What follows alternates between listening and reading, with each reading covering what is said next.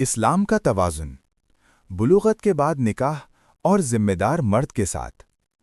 इस्लाम हुक्म देता है कि निकाह हो बुलूगत के बाद, जब लड़की में बुनियादी ज़हनी पुख्तगी हो, उसकी मुकम्मल रज़ामंदी के साथ, ऐसे मर्द के साथ जो जिम्मेदार, नरम दिल और इस्तिताअत रखने वाला हो। इस्लाम कभी ये नहीं कहता कि लड़कियों को मजबूर करो या पुख्तगी को नज़रअंदाज करो। इस्लाम कहता है तहफ़्फ़ुज़ फ़राहम करो, इज़्ज़त फ़राहम करो, इस्तेहकाम फ़राहम करो।